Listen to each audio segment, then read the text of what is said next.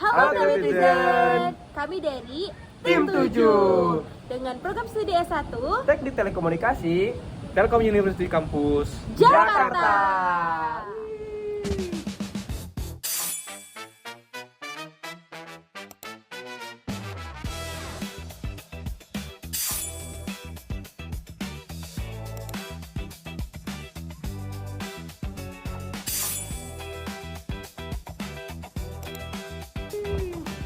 Pada kesempatan ini kami akan menjelaskan sedikit materi tentang build your own business.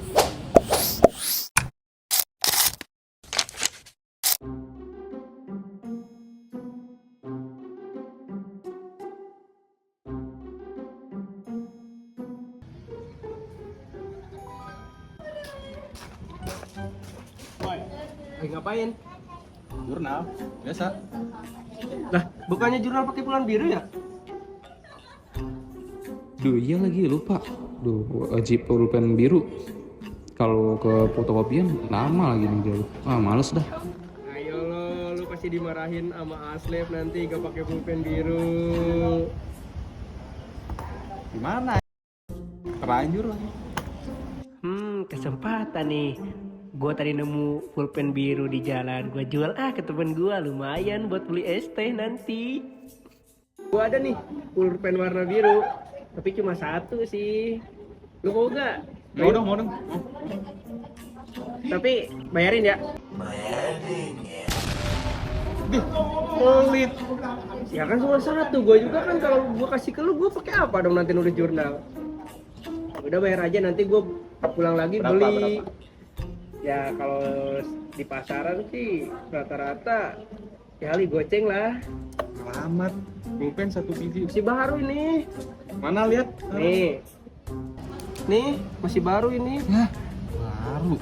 Lihat baru dipakai itu. Udah setengah ini. Setengah. 3.000. Goceng dah. Kan lu lagi butuh. Ya udah dah, gue beli.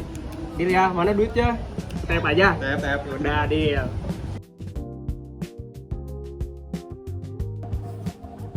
Hari ini kita akan membedah sebuah fakta bahwasanya sebenarnya bisnis tidak serumit itu.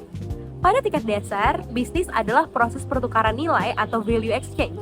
Ketika kamu berhasil menemukan sebuah solusi dan orang lain ingin memberikan imbalan atas solusi tersebut, maka disitulah kamu sedang memulai sebuah bisnis. Untuk membangun suatu bisnis, meskipun kita masih berstatus mahasiswa, itu bukanlah hal yang tidak mungkin. Tapi cuma satu masalah terbesarnya, yaitu adalah kemampuan diri sendiri untuk memulai usaha. Lihat pada memulai bisnis. Modal. Untuk membangun suatu bisnis, sebenarnya kita tidak perlu menggunakan modal yang besar. Contohnya saya bisa menjual pulpen itu kepada teman saya. Karena apa? Karena teman saya itu sangat membutuhkan pulpen tersebut untuk mengisi jurnal. Nah, maka tersebut kita sebagai pengusaha harus tahu kebutuhan konsumen itu apa.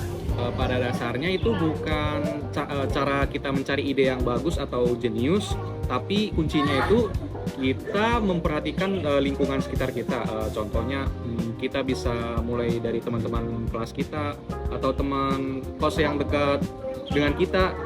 Apa sih keluhan-keluhan mereka itu? Misalnya mereka sering kesusahan mencari jajanan atau sulit mencari fotokopian.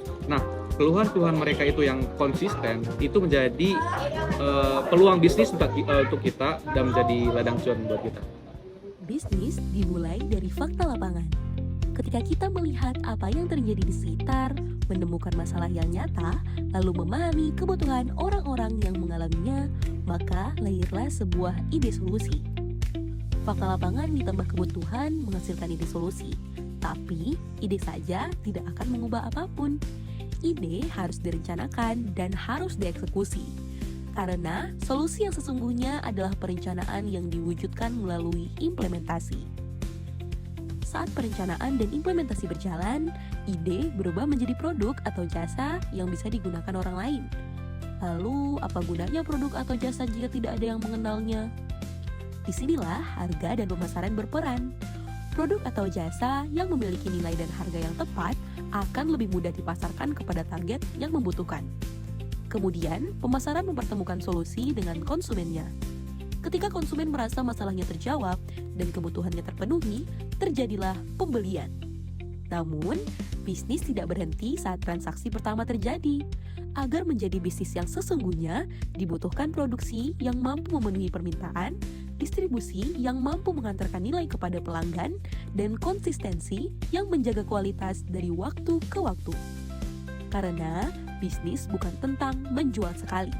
Bisnis adalah kemampuan memberikan solusi yang sama berulang kali kepada semakin banyak orang.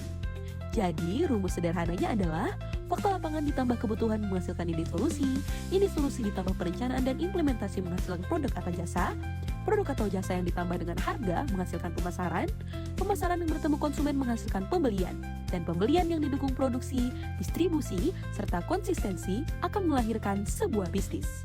Mulailah dari masalah yang nyata, ciptakan solusi yang bernilai, lalu jalankan secara konsisten. Karena bisnis yang besar selalu berawal dari kebutuhan yang berhasil diselesaikan. Itu dia tadi video konten edukasi dari kami. Semoga bermanfaat dan menambah wawasan kalian. Kami dari tim 7 mengucapkan Terima kasih dan sampai jumpa. Kan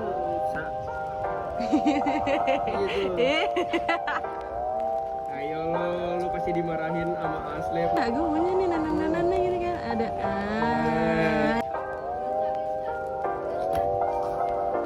mereka itu yang tetap konsisten.